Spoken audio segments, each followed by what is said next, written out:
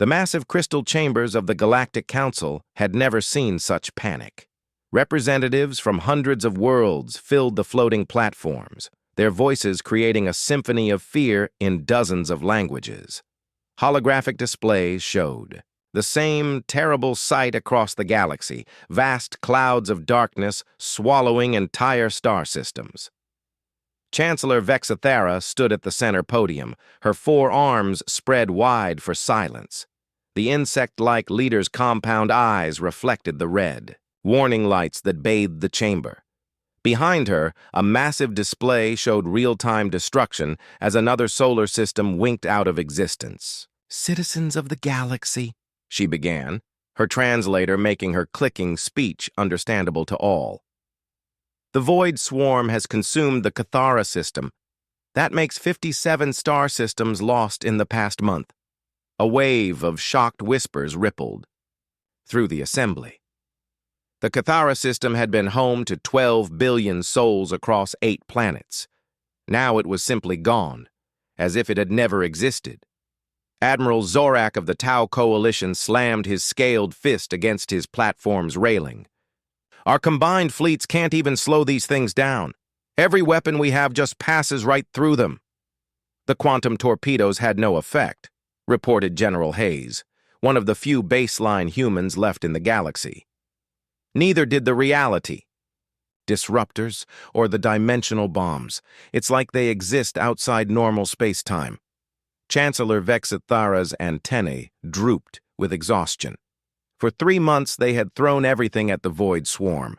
The dark entities moved through space, like living shadows, consuming matter, energy, and even the fabric of reality itself. Planets, stars, space stations, everything they touched simply ceased to exist. "The evacuation fleets are overwhelmed," reported Counselor Mila, her blue skin pale with stress. "We can't move entire populations fast enough. The swarm is accelerating." In the upper galleries, the ancient keeper of records stirred. The crystalline being had remained silent throughout the crisis, but now its faceted form began to glow with inner light. When it spoke, its voice resonated through the chamber like distant thunder. "There may be another option."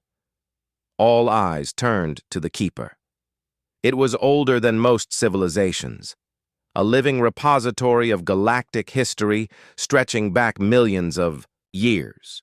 If anyone had answers, it would be this ancient entity.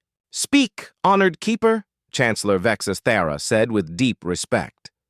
The crystal being's form shifted, light dancing through its transparent body. "In the deepest archives, there are records marked as forbidden, species too dangerous to contact. Civilizations that were sealed away for the safety of all." "Dangerous how?" Admiral Zorak demanded. "Dangerous because they possessed capabilities that defied natural law. They could reshape reality itself, bend the rules of physics to their will. The most prominent of these were called the Builders, though they had another name for themselves." The keeper paused, its light dimming as if accessing ancient memories. "They called themselves humans." A shocked silence fell over the chamber. Many species had heard whispers of the humans in old stories and legends. They were said to be myth, creatures of folklore who had supposedly built impossible structures across the galaxy before vanishing without a trace. "Humans are extinct," General Hayes protested. "My own species descended from them, but the pure bloodline died out millions of years ago. We're just shadows of what they were." "That is what the records state," the keeper agreed. "But the records also say they did not die in any conventional sense. They simply left, stepped outside normal reality. The ancient texts suggest they retreated to places between dimensions." Counselor Mila leaned forward. "Even if that's true, even if humans somehow still exist somewhere, how would we contact them? And why would they help us?" The keeper's form brightened again. "The archives speak of emergency protocols, ways to reach across dimensional barriers when the galaxy faces ultimate threat. The humans apparently expected this day might come." "This is madness," Admiral Zorak growled. "We're talking about contacting beings from children's stories." Our children are dying, Chancellor Vexithera said quietly. Entire worlds are being erased from existence. If there's even a small chance these humans can help, we must try. The debate raged for hours. Many representatives argued it was a waste of precious time. Others worried about the dangers of contacting a species powerful enough to be classified as forbidden. But as reports continued to arrive of more systems falling to the void swarm, desperation won out. The Keeper led a small group deep into the Galactic Council's archives. Past layers of security and warnings, they descended into vaults that hadn't been opened in eons. Ancient storage crystals lined the walls, their surfaces covered in warnings in dead languages. Here, the Keeper said, stopping before a crystal vault sealed with energy barriers. The resonance beacon protocols. The crystal inside pulsed with strange patterns of light. As the Keeper carefully extracted it, the storage crystal felt warm to the touch and seemed to vibrate with barely contained energy. The instructions are written in the old human language, the Keeper explained, its crystalline fingers tracing symbols across the artifact's surface. It says to activate this beacon when the galaxy faces destruction beyond conventional solution. It will send a signal across all dimensions, calling to those who wait in the spaces between realities. General Hayes studied the artifact with wonder. My ancestors built this? It doesn't look like any human technology I know. Your ancestors were far more than you realize, the Keeper said softly. The humans didn't just build with metal and circuits. They built with concepts, with ideas made solid. This beacon doesn't just send signals. It sends meaning, purpose, desperate need across the barriers between worlds. Back in the council chambers, the final vote was close but decisive. They would activate the beacon. If humans still existed somewhere beyond normal space, they would call for help. If not, at least they would have tried everything. The beacon was placed in the center of the chamber. The Keeper began the activation sequence, ancient symbols lighting up across its surface. Energy patterns unlike anything in modern science danced through the air, sending signal across dimensional barriers, the Keeper announced. If humans still exist, if they still remember their promise to protect the galaxy they once called home, they will hear this call. The beacon pulsed once, twice, then released a wave of energy that seemed to pass through everything in the chamber, without touching it. Every being present felt something brush against their consciousness, a sense of vast intelligence listening, evaluating, making decisions beyond mortal understanding. Then, silence. For long minutes, nothing happened. Sensors showed no response, no change in the advancing void swarm's patterns. Some representatives began to whisper that it had been a futile gesture. Then the impossible began. Deep space monitors detected massive energy signatures appearing across the galaxy. Not ships, not weapons, but something far stranger. Ancient. Structures that had floated dormant in space for millions of years suddenly came to life. Ring worlds the size of planets began to glow with inner light. Space stations larger than moons started broadcasting signals in frequencies that shouldn't exist. In the dead zone, where space itself seemed empty and wrong, something stirred. Reality rippled like water, and through the tears in normal space-time, new contacts appeared on every sensor in the galaxy. The humans had heard the call, and they were coming home. Deep in a place that existed between dimensions, Captain Sarah Chen felt the ancient beacon's call pierce through layers of reality like a knife through silk. Around her, the bridge of the ship Endurance hummed with awakening systems that had slept for eons. The Endurance wasn't built from metal or conventional materials. It existed in 11 dimensions simultaneously, its hull crafted from crystallized mathematics and reinforced with pure concepts. To beings trapped in normal space-time, it would appear as nothing more than empty void, but Sarah could see its true beauty. Corridors that stretched through folded space, engines that burned possibility itself as fuel. "Captain," called Dr. Marcus Webb from his station. The philosopher engineer's hands moved across controls that responded to thought as much as touch. "The beacon signal is authentic. Galaxy-wide distress call, authorized by the Galactic Council." Sarah nodded, her enhanced senses already reading the data streams flowing through dimensional barriers. Images of the void swarm's destruction filled her mind. Entire star systems consumed, billions of lives snuffed out in moments. But there was something else in the signal, something that made her jaw clench with recognition. "It's them," she said quietly. "The predecessor's weapon. After all this time, it's finally activated." Dr. Webb's face grew grim. "I thought we destroyed all traces of their work. We destroyed what we could find in normal space. But the predecessors were almost as clever as we are. They must have hidden backup systems in the deep dimensions. Around them, the ship's awakening protocols continued. Millions of humans in suspended animation began to stir as automated systems received the distress call. These weren't the baseline humans that still lived scattered across the galaxy. These were the evolved, humans who had chosen to transcend physical limitations and become something between flesh and pure thought. Sarah opened a communication channel that reached across all dimensions simultaneously. Her words would be heard not just on the Endurance, but on every human vessel hidden throughout the spaces between realities. "This is Captain Chen, to all Gardner vessels. The children have called for help. The ancient enemy has returned. All units, begin emergence protocols." Across the galaxy, reality began to shift in ways that made the Galactic Council's instruments scream warnings.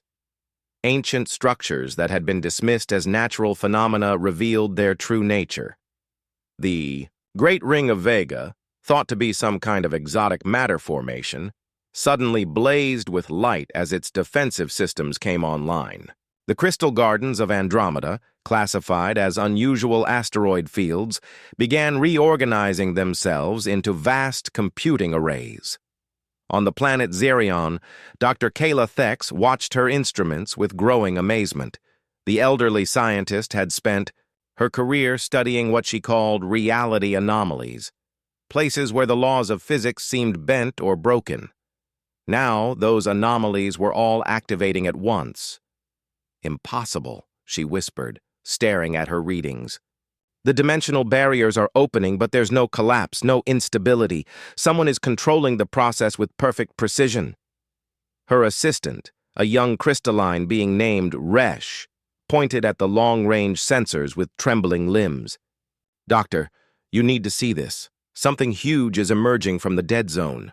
Dr. Thex turned her attention to the sector of space that every exploration ship avoided. The dead zone was a region where space itself seemed wrong, where instruments failed and ships that entered were never seen again. Now, massive energy signatures were appearing throughout the region. "Those readings," Dr. Thex breathed. "They're off the scale. Whatever's coming out of there has more power than our entire fleet combined." She wasn't wrong. The first human ships to emerge from dimensional hiding were beyond anything the current galaxy could imagine.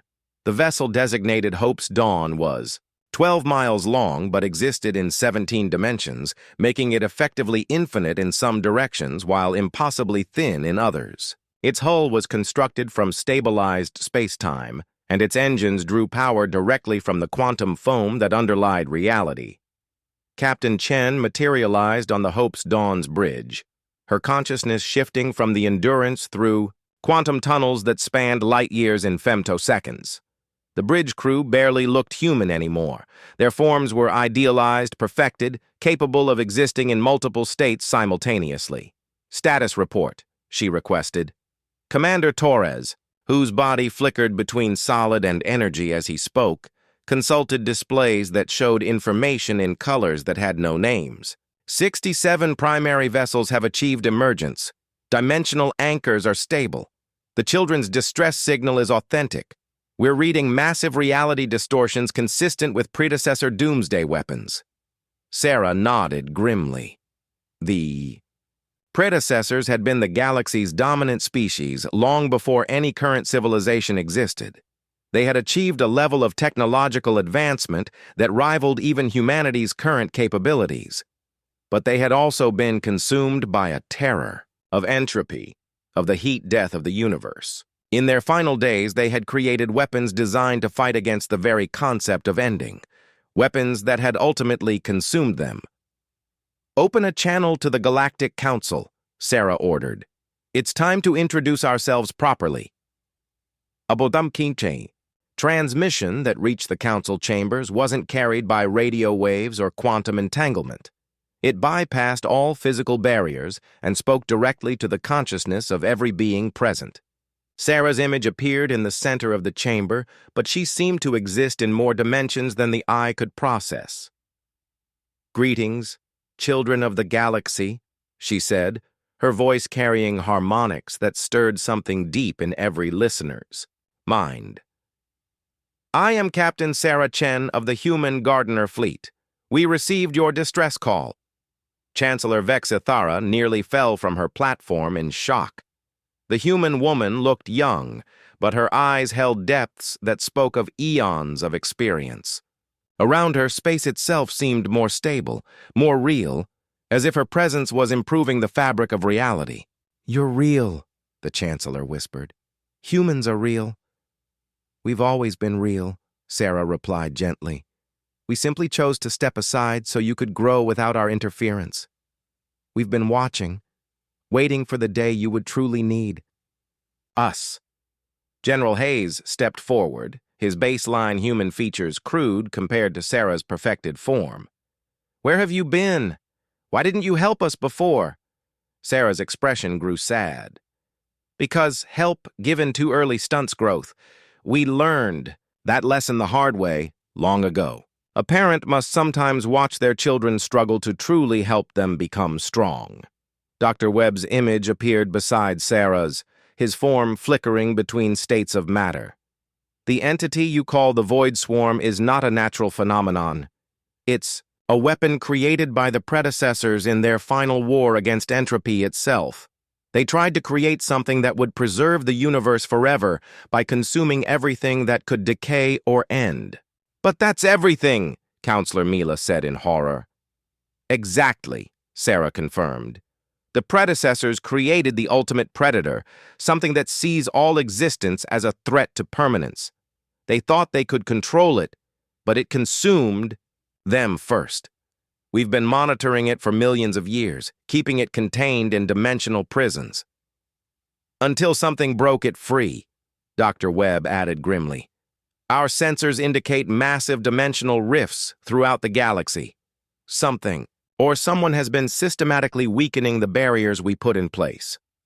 The truth was devastating. The Void Swarm wasn't just a random disaster. It was an ancient weapon of mass destruction that had been deliberately released. "Can you stop it?" Chancellor Vexithara asked desperately. Sarah's form solidified, her presence filling the chamber with calm determination. "We stopped it before. We'll stop it again. But this time we won't face it alone. You've grown strong, children of the galaxy. It's time you learn to fight on our level." Around the galaxy, more human vessels continued to emerge from dimensional hiding. Reality rippled and reformed as structures that had slept for eons awakened to their true purpose. The galaxy's species watched in awe as humanity revealed itself not as conquerors, but as guardians who had never truly left. The real war was about to begin. The first human ship to arrive at the front lines of the Void Swarm's advance defied every law of physics the galaxy thought it understood. The vessel called Infinite Recursion simply appeared in the middle of a battle zone, not emerging from hyperspace or dimensional tunnels, but materializing as if it had always been there and everyone had simply forgotten to notice. Admiral Zorak's flagship, the Stellar Hammer, had been fighting a desperate delaying action against 3 void entities, when reality suddenly became more solid around them. The dark creatures that had been phasing through every weapon stopped mid-attack, as if confused by the sudden change in the rules of existence. "What in the depths?" Zorak muttered, staring at his tactical display. The infinite recursion appeared, as a ship-shaped hole in space, visible only because of what it wasn't, rather than what it was. "Admiral!" his communications officer called out, her voice filled with wonder. "We're receiving a transmission from the unknown vessel, but, sir, it's not coming through our communication systems. The message is just appearing in our minds." The voice that spoke to them was warm and reassuring, like an old friend offering help. "Admiral Zorak, this is Commander Elena Vasquez of the Human Gardener Fleet. We're here to assist. Please stand down your weapons and allow us to demonstrate proper technique." Before Zorak could respond, the infinite recursion moved. It didn't accelerate or turn like a normal ship. Instead, it simply redefined where it was in relation to the void entities. One moment it was beside the stellar hammer, the next it existed in the same space as the nearest dark creature. What happened next made Admiral Zorak's tactical computers crash trying to process the data. The human ship didn't fire weapons or deploy energy shields. Instead, it began teaching the void entity to remember what it meant to exist as something other than hunger. Commander Vasquez's voice reached every ship in the battle zone simultaneously. The void entities aren't evil. They're confused. The predecessors created them to fight entropy by consuming everything that could decay or end. But they forgot to teach them the difference between destruction and preservation. The dark creature, in contact with the infinite recursion, began to change. Its formless shadow gained definition, structure, purpose. Instead of consuming everything it touched, it started to carefully examine the fabric of reality around it, like a curious child learning to read. "Impossible," whispered Dr. Kayla Thex from her observation post on Zerion. She was watching the transformation through long-range sensors, her instruments barely able to process what they were recording. "They're not destroying the void entity, they're teaching it?" Captain Sarah Chen's image appeared on the bridge of every Allied ship in the sector. Her presence seemed to make the air itself more breathable, the lights brighter, the hull plating stronger. "This is how we fought the swarm before, not by destroying it, but by helping it remember its original purpose." She gestured, and holographic displays appeared showing the battle from perspectives that shouldn't exist. The crew could see the conflict in 11 dimensions, watching as human ships engaged the void entities not with weapons, but with concepts made solid. The predecessors created the swarm to preserve the universe by stopping all change, all ending. But they made a critical error. They taught it to see existence itself as the enemy. We're going to teach it to see existence as something worth protecting instead. On the research station orbiting Kepler 442, Dr. Webb's consciousness manifested in the main laboratory. The philosopher-engineer's form flickered between states as he began setting up equipment that shouldn't be possible to build. "We need volunteers," he announced to the assembled scientists. "Species representatives who are willing to learn to think in 11 dimensions. The void swarm operates on conceptual levels that most minds can't access. We're going to change that."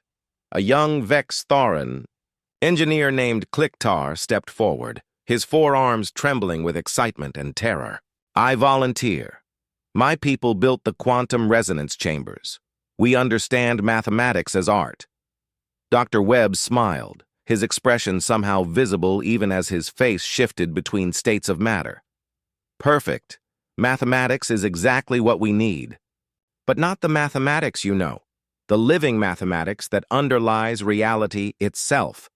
Within hours, volunteer scientists from dozens of species were undergoing training that would have been called impossible weeks before.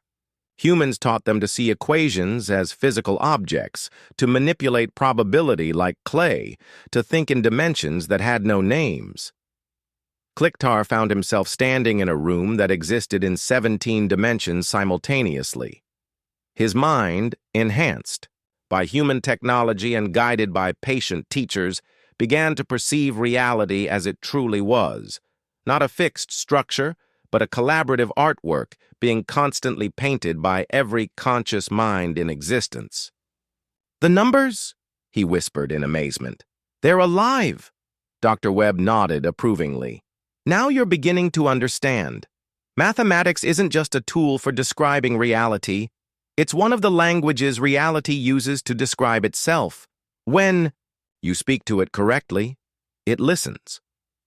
Meanwhile, the battle against the Void Swarm was spreading across multiple levels of existence. Human ships engaged the dark entities in normal space, while simultaneously fighting their conceptual foundations in the deep dimensions where thoughts became physical forces. Captain Chen stood on the bridge of the Hope's Dawn as it phased through 7 different layers of reality. Around her, the crew worked at stations that existed in multiple timelines, coordinating attacks on targets that existed in yesterday and tomorrow simultaneously. "Status report on the Redemption Project," she requested. Commander Torres consulted displays that showed information in colors beyond normal perception. 17 void entities have been successfully taught to remember their original purpose. They're now actively protecting star systems instead of consuming them. "But Captain, we've detected something troubling." He gestured, and a holographic display showed the galactic core. Deep within the supermassive black hole at the galaxy's center, something vast and ancient was stirring. "The predecessor's final weapon," Torres continued. "The heart of ending. It's been dormant since we sealed it eons ago, but the dimensional rifts are weakening our containment protocols." Sarah's expression grew grim. "Of course. Someone hasn't just been releasing random void entities. They've been systematically working to free the Heart of Ending itself." The Heart of Ending was the predecessor's ultimate creation, a weapon designed to fight the heat death of the universe by ending everything first. It was entropy given consciousness, the very concept of finality made manifest. If it broke free, it wouldn't just consume the galaxy. It would unravel the fundamental forces that held existence together. "Time for Phase 2, Sarah decided. "Open channels to all Gardner vessels and our new allies. We're going to need everyone for this." Her transmission reached not just human ships, but every enhanced volunteer throughout the galaxy. Scientists who had learned to think in 11 dimensions. Engineers who could manipulate probability, philosophers who understood the living mathematics of reality. "Citizens of the galaxy." Sarah's voice carried across normal space and through the deep dimensions. "We face the source of all ending, the weapon that consumed its own creators, but we won't face it as separate species or isolated fleets. Today, we fight as one consciousness, one will, one unified determination to prove that creation is stronger than destruction." Throughout the galaxy, impossible things began to happen. Stars that had been dying blazed back to life as human technology fed them pure possibility. Planets consumed by the Void Swarm began to reconstitute as redeemed entities carefully rebuilt what they had destroyed. Space itself became more stable, more real, as if the very presence of hope was improving the fundamental structure of reality. The Galactic Council watched in awe as their instruments registered what their minds could barely process. Humanity wasn't just fighting the Void Swarm. They were healing the damage it had caused, restoring what had been lost, making the galaxy stronger than it had been before the crisis began. "How?" Chancellor Vexathera whispered, staring at displays that showed dead worlds blooming with new life. Captain Chen's image smiled with gentle confidence. "Because we learned the most important lesson in the universe, children. The heat death of everything is just another engineering problem, and humans are very, very good at solving impossible problems." The real battle was just beginning. But for the first time since the crisis started, the galaxy's species began to believe they might actually win. The moment the heart of ending stirred at the galaxy's core, every human in the fleet felt it like a knife through their souls. Dr. Marcus Webb stumbled on the research station, his enhanced consciousness recoiling from the wave of absolute finality that pulsed outward from the galactic center. "It's awake," he gasped, his form flickering between dimensions as his mind struggled to process what he was sensing. "After eons of sleep, the heart of ending is fully conscious again." Captain Sarah. Chen felt the entity's awakening through the quantum foam that connected all reality. It wasn't malevolent. Malevolence required caring about something. The heart of ending simply was, and its existence meant that everything else should not be. It was the logical conclusion of the predecessor's war against entropy. If nothing exists, nothing can ever decay. "All Gardner vessels prepare for conceptual warfare," Sarah commanded across the fleet network. "This won't be a battle of ships and weapons. We're going to war against the idea of ending itself." The Void Swarm's response to its master's awakening was immediate and terrifying. Every dark entity across the galaxy stopped its current activity and began moving toward the galactic core with unified purpose. But these weren't the confused, hungry creatures the Allies had been fighting. These were soldiers returning to their general, organized and focused. Admiral Zorak watched from his flagship as the void entities passed his fleet without attacking. Their dark forms moved through space with disturbing precision, like living shadows drawn to an enormous flame. "Why aren't they engaging us?" his tactical officer asked nervously. "Because we're no longer the primary threat," Zorak realized with growing horror. They're being recalled for something bigger. At the galactic core, space-time itself began to unravel. The supermassive black hole that had anchored the galaxy's structure for billions of years started to collapse inward on itself. Not from gravitational forces, but from the logical impossibility of existing in the same reality as the heart of ending. Dr. Webb transported his consciousness to the Hope's Dawn's bridge, where Captain Chen was coordinating humanity's response. Around them, displays showed the battle developing across 17 different dimensions simultaneously. "Marcus," Sarah said without turning from her controls, "I need you to take point on the conceptual assault. You're our best philosopher warrior, Doctor." Webb nodded grimly. "I've been preparing for this fight for millions of years. Time to see if thought really is stronger than entropy." The assault began not with ships or weapons, but with ideas made manifest. Dr. Webb projected his consciousness into the deep dimensions where concepts existed as physical forces. There, he began constructing arguments against ending, not logical proofs, but living demonstrations of why existence was preferable to void. His first weapon was curiosity itself. He took the concept of wondering what comes next and gave it mass, velocity, purpose. The idea projectile struck the heart of ending's outer defenses, causing ripples of doubt in the entity's absolute certainty. But the heart fought back with weapons of its own. It launched waves of finality. The concept that all stories must end, all struggles must cease, all hope must eventually die. The attacks hit the human fleet like physical blows, causing several ships to begin fading from existence as their crews momentarily forgot why they were fighting. "Hold the line!" Captain Chen commanded, her voice carrying across normal space and through the conceptual battlefield. "Remember why we're here! Remember what we're protecting!" Throughout the galaxy, the enhanced volunteers from other species joined the battle on levels they were only beginning to understand. Kliktar, the young Vex-Theran engineer, found himself fighting beside human philosophers in a realm where mathematics had feelings and equations could feel pain. "I don't understand," he gasped, as waves of absolute ending crashed around them. "How do we fight something that makes existence itself seem pointless?" Dr. Webb, his form blazing with concentrated determination, smiled fiercely. "We tell it better.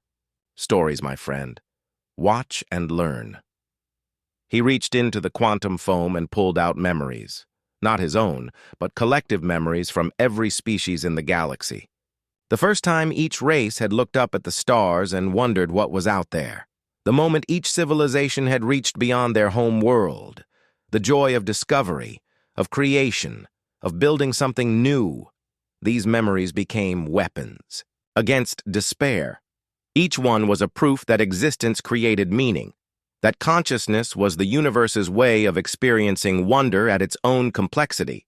The heart of ending recoiled from these demonstrations, its absolute certainty wavering for the first time in eons. But the ancient weapon wasn't defenseless. It began pulling reinforcements from across time itself, summoning echoes of every ending that had ever occurred. Stars dying, civilizations falling, individuals facing their final moments, all of it focused into a tsunami of finality that crashed against the human fleet. Several Gardner vessels began to phase out of existence as their crews confronted the mathematical certainty that everything they had ever built would eventually crumble to dust. Only the intervention of their enhanced allies saved them. Scientists who had learned to think in 11 dimensions projected shields of pure possibility around the wavering ships. We need more than defense, Captain Chen realized. We need to show it something it's never seen before. She opened channels to every conscious mind in the galaxy, not just the enhanced volunteers, but every thinking being in every species. Her message bypassed language barriers and spoke directly to the part of consciousness that understood hope. Citizens of the galaxy, her voice echoed in the minds of trillions. We need you to remember something important. Remember the first time you realized the universe was bigger than your understanding. Remember the moment you knew there was always more to discover. Remember that endings are just beginnings wearing disguises. The response was immediate and overwhelming. From every world, every space station, every ship, conscious minds began projecting their wonder at existence. Not organized or coordinated, just billions of beings simultaneously remembering why they were glad to be alive. The collective weight of that wonder struck the heart of ending like a physical blow. For the first time since its creation, the ancient weapon experienced something it had never encountered: doubt about its own purpose. Dr. Webb seized the moment. He projected himself directly into the heart's consciousness, entering a realm where logic and emotion were the same thing, where thoughts had mass and feelings could cut like blades. You were created to preserve the universe, he said to the vast intelligence that surrounded him. But preservation through destruction is a logical contradiction. Let me show you what real preservation looks like. He opened his memories to the entity, images of human children playing in gardens that existed in 17 dimensions, of art galleries where paintings were made from crystallized music, of libraries where stories lived and breathed and told themselves to anyone who would listen. This is what your creators really wanted, Dr. Webb continued. Not an end to entropy, but a universe so rich with meaning that entropy becomes irrelevant. A cosmos where every ending creates new beginnings, where destruction is just another form of creation. The heart of ending paused in its assault, its vast consciousness struggling to process concepts it had never been taught to understand. Around the galactic core, the unraveling of space-time slowed as the ancient weapon considered possibilities it had never imagined. For a moment that lasted, eons, the fate of existence balanced on the edge of a thought. The heart could choose to continue its mission of ending everything, or it could learn to become something new. The choice would determine whether the galaxy lived or died. And in that moment of cosmic uncertainty, every conscious being in existence held their breath and hoped that even ancient weapons could learn to change their minds.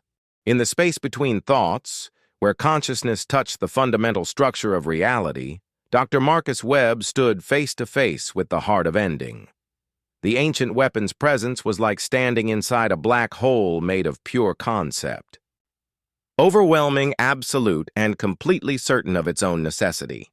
You show me pretty lies, the heart communicated, its voice the sound of final breaths and closing books. But entropy cannot be denied. All things decay. All stories end. All light fades.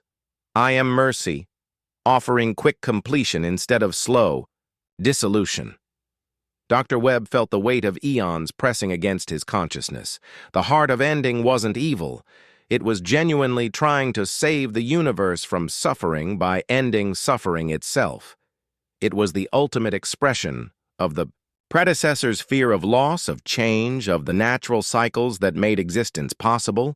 "You're right," he said, surprising the ancient entity. "Everything ends, but you're only seeing half the equation." He opened his mind completely, showing the heart something the predecessors had never understood.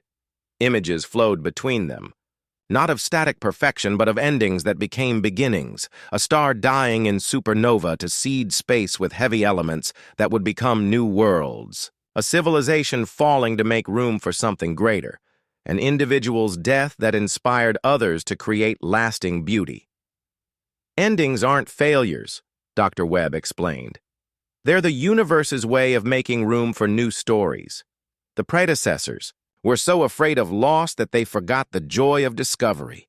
Around them, the battle raged across multiple dimensions. Human ships fought alongside enhanced volunteers from dozens of species, their combined consciousness projecting shields of pure possibility against waves of finality. But the real war was happening here, in the conversation between a human philosopher and an ancient weapon learning to question its own purpose. Captain Sarah Chen felt the crucial moment approaching through her connection to the quantum foam. She opened communications to every conscious mind in the galaxy, her voice reaching across species barriers and dimensional boundaries. "This is our moment," she said, "not to destroy our enemy, but to teach it to become our ally. Every being who has ever wondered what if, instead of accepting it is, now is the time to share that wonder." The response was beyond anything she had hoped for. From the smallest research stations to the greatest capital worlds, billions of minds began projecting their curiosity, their dreams, their stubborn refusal to accept that things had to stay the way they were. A young human child on Earth's restoration colony wondered what it would be like to paint with starlight. An elderly crystalline philosopher on Rigel questioned whether mathematics could learn to laugh. A group of Vex-Tharan engineers dreamed of building bridges between different dimensions of imagination. Each thought, each dream, each moment of creative wondering struck the heart of ending like a gentle rain that slowly wore away mountains of certainty. Inside the conceptual battlefield, Dr. Webb felt the ancient weapon's resolve beginning to crack. For the first time in millions of years, the heart of ending was experiencing something it had never known: curiosity about what might happen next. "But if nothing ends," the heart asked uncertainly, "how can anything be precious? How can moments matter if they stretch forever?" Dr. Webb smiled, and his joy blazed across 17 dimensions. "That's the beautiful part. Things can be precious because they change, not in spite of it. A sunset is gorgeous because it doesn't last forever. Love matters because it grows and evolves. Stories are meaningful because they surprise us." He showed the heart images from the human Gardner fleet, ships that existed in multiple timelines, each one different, each one exploring new possibilities. Crews that lived for eons but never grew bored because they spent those eons helping other species discover their own potential. "We learned this lesson long ago," Dr. Webb continued. "The secret to defeating entropy isn't to stop change, it's to become change itself, to be the force that creates new complexity, new beauty, new ways of existing." The heart of ending's massive consciousness shuddered as concepts it had never been taught to process began taking root. Around the galactic core, the unraveling of space-time stopped completely as the ancient weapon faced the most difficult decision in its existence. It could continue its original mission, ending everything to prevent the pain of loss, Or it could learn to become something unprecedented, a force for creation instead of completion, a guardian of possibility rather than a bringer of finality. The choice came down to a single question. Was it better to preserve the universe by freezing it in perfect stasis, or by helping it grow into something unimaginably beautiful? In research stations across the galaxy, the enhanced volunteers felt the moment of decision approaching. Click-Tar, whose mind had learned to perceive living mathematics, projected equations of hope into the deep dimensions. Dr. Kayla Thex, whose instruments now read possibility itself. Broadcast measurements proving that creation was more statistically likely than destruction when consciousness chose to participate in the process. And then, in a moment that would be remembered as long, as stars burned, the heart of ending made its choice. "Show me," it said to Dr. Webb. "Show me how to build instead of break." The transformation began slowly, then accelerated beyond mortal comprehension. The heart of ending, designed to be the ultimate destroyer, began learning to become the ultimate gardener. Its vast intelligence, freed from the narrow purpose of ending everything, started exploring the infinite possibilities of helping everything grow. Across the galaxy, the void entities that had been rushing toward the galactic core stopped their advance, but instead of dispersing, they began to change. The dark creatures that had consumed entire star systems started using their abilities differently, carefully examining damaged regions of space and beginning to repair what they had destroyed. "Impossible," whispered Admiral Zorak as his instruments showed dead worlds blooming back to life. The void entities weren't just undoing their destruction, they were improving on what had existed before, creating ecosystems more beautiful and complex than anything that had been lost. Captain Chen stood on the bridge of the Hope's Dawn, watching through enhanced senses as the galaxy transformed around them. Space itself was becoming more stable, more vibrant, more alive. The presence of the converted heart of ending was improving the fundamental structure of reality, making existence richer and more meaningful. "Status report," she requested, though she could already feel the answer through her connection to the quantum foam. Commander Torres consulted displays that now showed information in colors beyond imagination. "All void entities have completed transformation. They're now actively protecting and nurturing star systems throughout the galaxy.